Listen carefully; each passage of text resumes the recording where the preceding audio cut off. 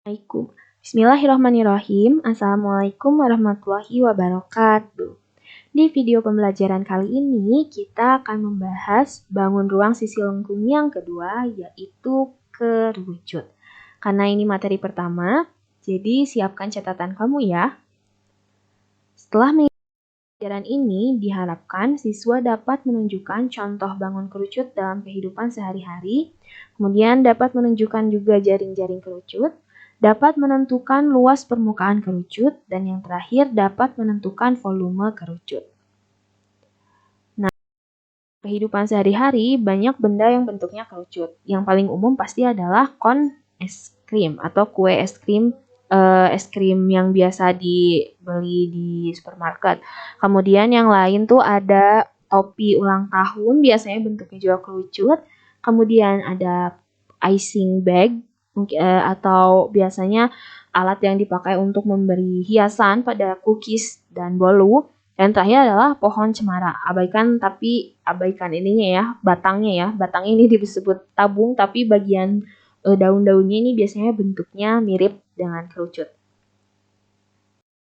Nah, kerucut sendiri ini terdiri dari titik puncak, kemudian ada tingginya, kemudian ada alasnya yang berbentuk lingkaran, dan garis miring yang terbentuk dari titik puncak ke alas yang disebut dengan garis pelukis. Garis pelukis ini diberi simbol S. Kemudian ada juga jari-jari karena alasnya bentuknya lingkaran gitu ya. Ternyata kerucut ini mirip seperti limas pada bangun ruang tegak. Nah, bedanya adalah bagian alasnya aja. Di limas, alasnya itu biasanya bentuknya bangun datar, tegak, seperti persegi, segitiga, ataupun bentuk-bentuk yang lain seperti belah ketupat dan layang-layang. Nah, tapi pada kerucut alasnya adalah lingkaran. Nah, sehingga kerucut ini tidak masuk ke dalam kelompok limas, tapi dimasukkan ke dalam bangun ruang sisi lengkung. Kerucut sendiri dapat dibentuk dari tabung yang tutupnya diubah menjadi titik puncak. Artinya bagian atasnya yang menuju ke atas ini kita cut, kita potong sehingga membentuk satu titik sudut. Maka dibentuklah atau terbentuklah si kerucut ini. Hubungan kerucut dan tabung. Nah, kerucut yang memiliki tinggi yang sama dengan tabung, ternyata ini hanya memenuhi sepertiga dari volume tabung yang ada.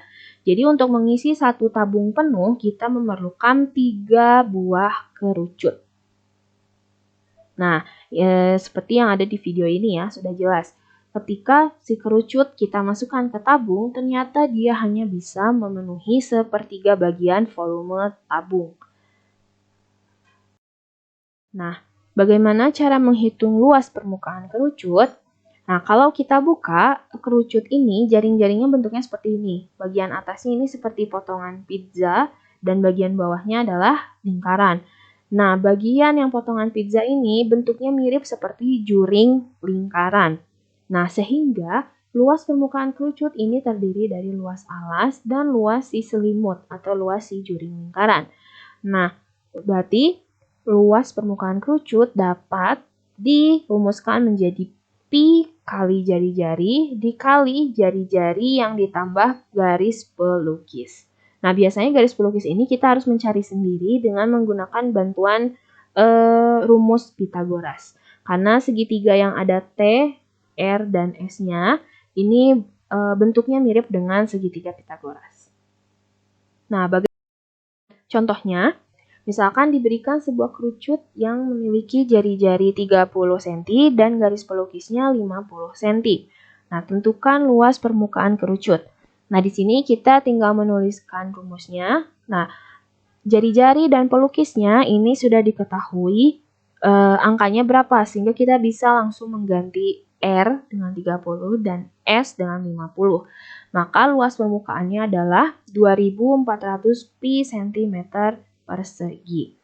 Nah, di sini pi-nya ini berlaku sama kayak tabung ya. Kalau di soal dia tidak menspesifikan nilai pi-nya harus berapa, alangkah lebih baik kalau jawabannya tetap dalam pi. Maksudnya pi-nya tidak diubah ke nilai yang kita tahu, 22/7 atau 3,14. Nah, rumus volume ini berkaitan dengan hubungannya dengan tabung tadi ya. karena si kerucut ini cuma memenuhi sepertiga bagian tabung, maka dalam rumus volumenya jadi muncul angka 1/3. Rumus volume kerucut adalah 1/3 dikali luas alas dikali tinggi. Karena alasnya lingkaran, maka menjadi 1/3 kali pi kali R kuadrat dikali T.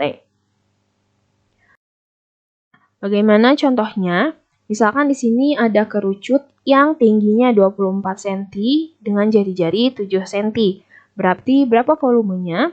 Ini tinggal 1/3 dikali pi, kemudian dikali 7 kuadrat, kemudian dikali tingginya yang 24 cm. Hasilnya adalah 392 pi cm kubik. Ini pi-nya sama ya, karena di soal tidak diminta spesifik nilainya berapa, jadi jawaban kita tetap mengandung pi. Jangan diganti dengan 22/7 atau 3,14. Ini adalah akhir dari video pembelajaran ini.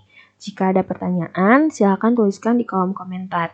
Terima kasih. Assalamualaikum warahmatullahi wabarakatuh.